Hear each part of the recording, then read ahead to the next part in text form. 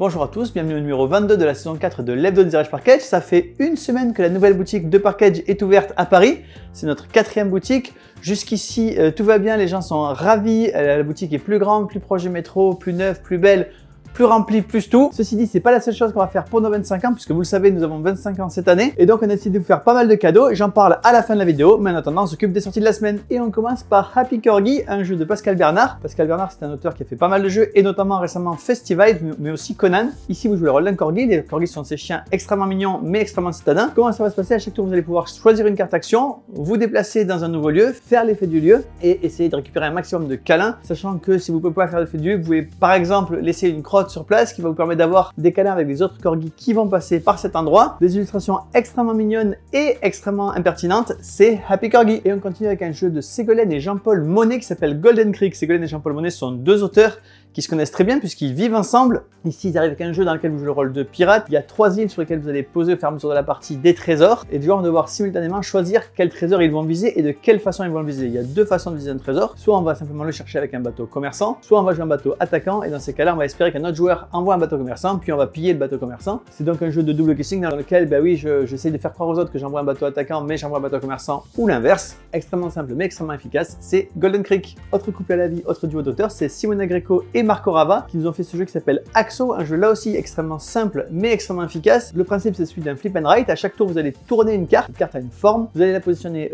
pour vous, vous allez choisir une couleur de case que vous allez pouvoir cocher. Évidemment l'objectif est de cocher un maximum de cases sur votre fiche, mais les autres joueurs vont pouvoir également cocher les cases de la couleur qui correspond, mais de la forme vue de leur côté. Donc à vous de choisir la couleur qui vous satisfait le plus, mais également qui embête le plus vos adversaires. À chaque fois que vous remplissez des fiches, vous scorez des points. C'est tout simple, vous cochez, vous remplissez, vous gagnez, c'est Axo. Et on continue avec Petite Mer, un jeu de Torben Ratzlaff qui se passe dans le golfe du Morbihan. Torben Ratzlaff, il est allemand, mais il adore le golfe du Morbihan visiblement. Du coup, il a d'ailleurs appelé ce jeu Petite Mer qui en breton se dit Morbihan, la mer petite. D'ailleurs, vous pouvez trouver les règles en breton sur internet. Le jeu est un jeu coopératif dans lequel vous jouez le rôle de garde-côte. Vous allez au fur et à mesure de la partie étendre la côte en rajoutant des tuiles, puis déplacer vos bateaux en essayant d'inspecter un maximum de phares et de balises. C'est un jeu de course au point, c'est-à-dire que plus vous scorez de points et plus votre score est bon.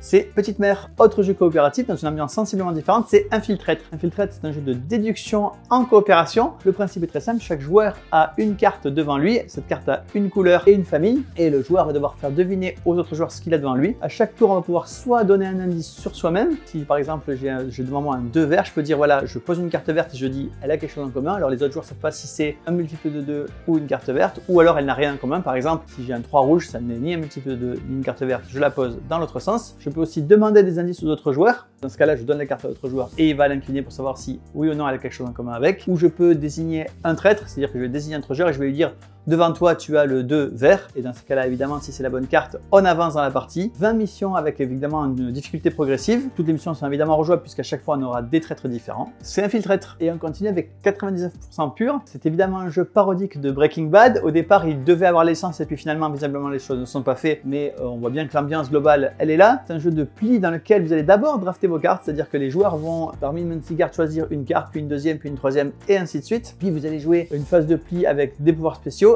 Et une fois que la phase de pli a été faite, vous allez choisir si vous êtes dans le camp de la DEA ou dans le camp des chimistes. Les scores sont un peu différents en fonction du camp qu'on a pris, donc il va falloir se souvenir qu'est-ce qu'on a dans ces plis pour choisir le bon camp. C'est 99% pur. Et on continue avec un autre jeu de Nostromo Edition qui s'appelle Clash 451, le destin d'Attila. C'est un jeu à 2 joueurs dans lequel un joueur va jouer la tribu des 1 et donc d'Attila, et l'autre joueur va jouer Rome. Il va y avoir 9 villes qu'on va se disputer au courant de la partie. Il y a 21 cartes à jouer, 2 decks parfaitement symétriques, donc Rome et Attila sont équilibrés. Les 9 villes qui vont être mises en jeu, elles sont différentes à chaque partie puisqu'il y a 21 villes au total, donc on choisit 9 villes par 21, c'est-à-dire une énorme rejouabilité. Un jeu de prise de contrôle donc des différentes villes, c'est Clash 451, le destin d'Attila. Et on continue avec une nouvelle gamme de jeux d'enquête qui s'appelle Backstories. La première boîte s'appelle Seul sous la glace. La particularité de ce jeu, c'est que c'est un jeu d'enquête un peu à la point and click, c'est-à-dire que pour chaque carte d'un panorama que vous allez avoir, vous allez pouvoir interagir avec cette carte de façon différente. Vous avez des actions de base qui correspondent à des trous dans des cartes, et à chaque fois que vous prenez une carte de panorama, vous voulez faire l'action dessus, vous l'appliquez sur le dos de la carte, vous lisez ce à quoi ça correspond, et vous voyez l'influence de vos choix. Évidemment, chaque choix que vous allez faire va avoir une influence sur ce qui va se passer ensuite, c'est-à-dire que si vous interrogez telle personne, peut-être que plus tard, il va être plus réticent à vous parler,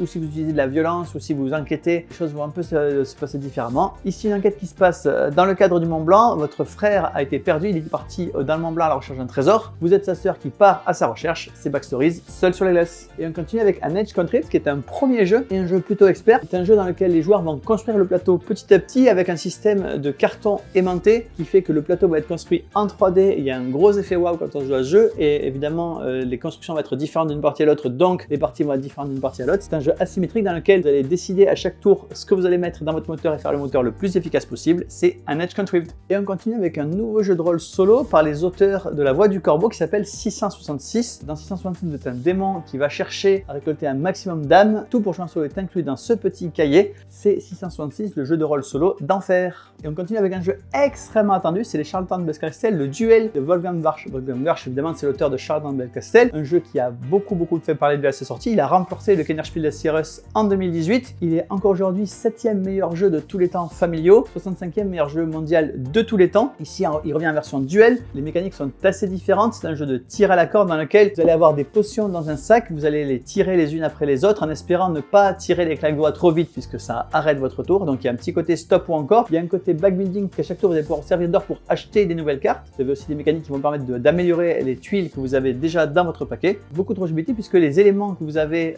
mettre dans votre sac vont avoir des pouvoirs différents. Il y a plein de combinaisons de pouvoirs possibles qui vont aller comboter plus ou moins entre elles. C'est les Charlatans de Belcastel, le duel du Kennerspiel 2018 au Kennerspiel 2019. Le Kennerspiel 2019, c'était Wingspan, un jeu d'Elizabeth Hargrave. Ici, c'est un jeu qui a été rethématisé et repensé complètement par une nouvelle autrice qui s'appelle Connie Vogelman. Au lieu de collecter des oiseaux, on va plutôt collecter des dragons. Les mécaniques de base sont très inspirées de Wingspan, évidemment, mais le jeu est très différent. Et d'ailleurs, il est complètement incompatible avec toutes les extensions de Wingspan. Hein, ça n'est pas le même jeu. Pour vous dire la affreuse vérité, il n'est pas sorti là cette semaine. C'est un jeu qui est sorti il y a déjà presque 3 mois, sauf qu'il avait été tellement pris d'assaut qu'on a été en rupture extrêmement vite. C'est pour ça que je vous en reparle cette semaine. Si vous préférez les dragons aux oiseaux, il vous faut absolument Wingspan. Et on continue avec une nouvelle édition de Rallyman. Rallyman, c'est un jeu qui est sorti en 2009. C'est un jeu de Jean-Christophe Bouvier qui a eu un succès assez phénoménal. Ici, il revient avec une édition évidemment nouvelle et améliorée qui inclut notamment l'extension Dirt directement dans la boîte de base avec la petite extension, le Dice Pack supplémentaire pour jouer à plusieurs. C'est Rallyman Dirt et son extension D.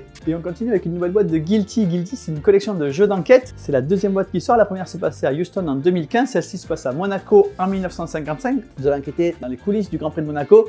Vous allez voir que le résultat du Grand Prix, c'est quelque chose d'assez optionnel par rapport à tous les éléments que vous allez soulever par cette enquête. Comme dans le premier jeu, vous allez pouvoir sélectionner quelle personne vous allez interroger, quelles choses vous allez fouiller. Et là aussi, vos choix auront des conséquences. C'est Guilty, Monaco 1955. Et on continue avec un nouveau jeu de tarot. Hein. C'est un jeu de tarot classique. Simplement, il est thématisé Tour de France 2024. C'est-à-dire que chacune des 21 lames du tarot, les 21 atouts, correspondent à une étape du Tour de France. D'ailleurs, c'est la première édition du tarot Tour de France. Mais si la boîte fonctionne, eh bien, il y aura des éditions année après année du Tour de France 2024, 2025 et ainsi de suite. Et en petit cadeau avec cette boîte, vous avez une règle supplémentaire qui permet de jouer à la conquête du maillot jaune pour 2 à 4 joueurs. C'est le tarot Tour de France 2024. Pour terminer cet hebdo, une bonne nouvelle. Je vous en parlais en début de vidéo.